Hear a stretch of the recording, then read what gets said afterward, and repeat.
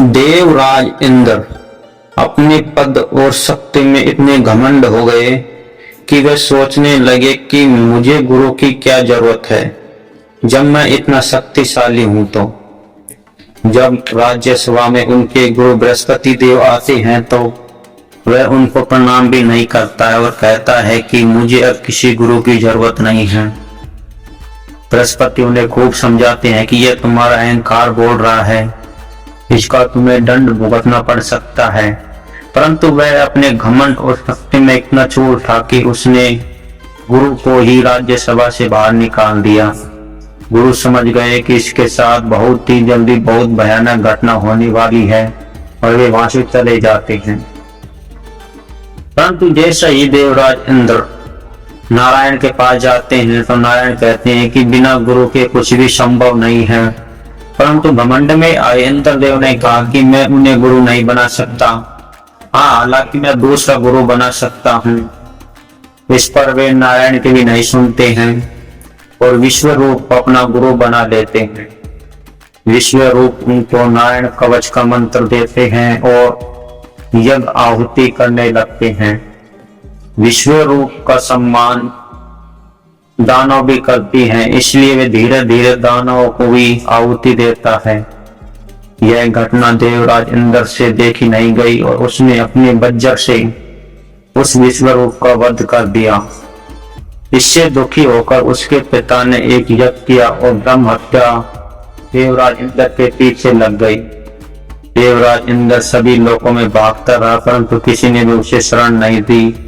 अंत में वह एक ब्रह्म सरोवर में जाकर छिप गया जहां पर ब्रह्म हत्या प्रवेश नहीं कर सकती और वह उसी सरोवर में रहने लगा। परंतु इधर स्वर्ग में राजा न होने के कारण वहां की सत्ता ठीक तरह से चल नहीं रही थी, जिसके कारण बृहस्पति ने वहां पर एक नहुष को राजा बनाया। परंतु वह अपने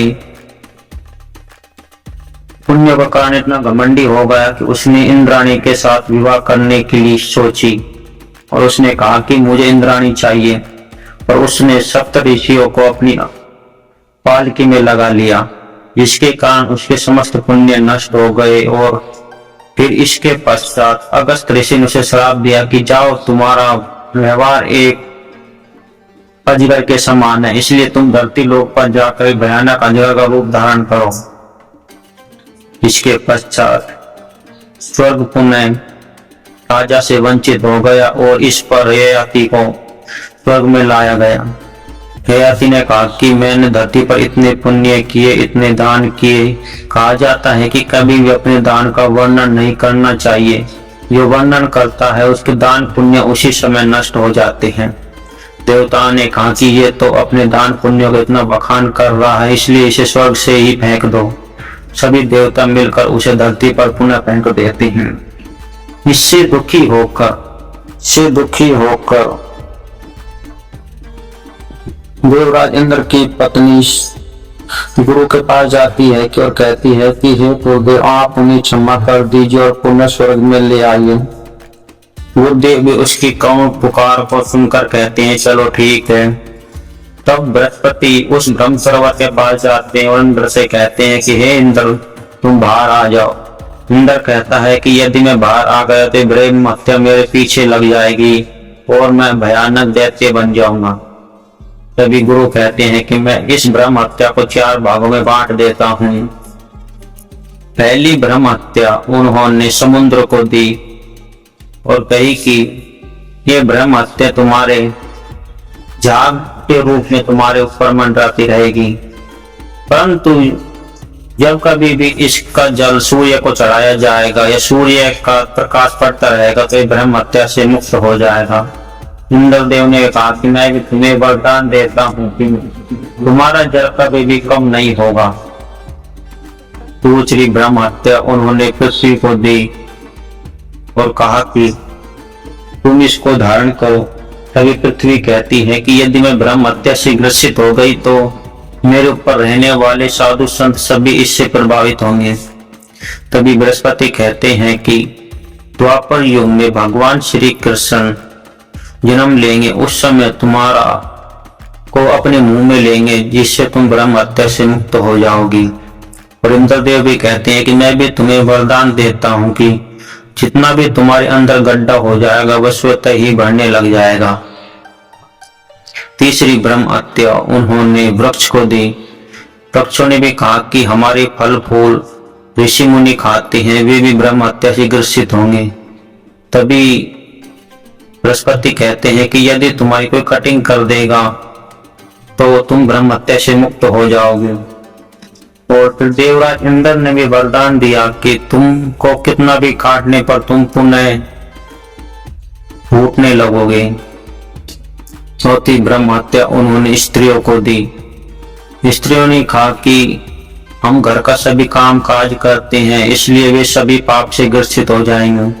तभी कहते हैं कि यह तुम्हारे जन्म का कारण बनेगी, क्योंकि उससे पहले मानसी सृष्टि उत्पन्न हुई थी, परंतु जैसे ही उनको महीना शुरू हुआ उसके बाद मैथुनी सृष्टि की उत्पत्ति हुई। और देवराज ने कहा कि जैसे ही तुम 5-6 दिनों बाद इस महीने से कंप्लीट हो जाओगी तो तुम्हें एक अच्छे पुण्य की प्राप्ति होगी, और तुम एक महीने में जितना भी अधर्म करती हो या तो वह इस महीने के रूप में चलकर तुम उस पाप से मुक्त हो जाओगी और तुम एक पवित्र स्त्री बन जाओगी। इसलिए हमारे हिंदू सनातन धर्म में जब कोई महिला महीने से आती है तो उससे घर वालों से दूर रखा जाता है, क्योंकि उस समय बृहस्पति के ब्रह्म हत्या बांटने पर वह पाप से ग्रसित होती है।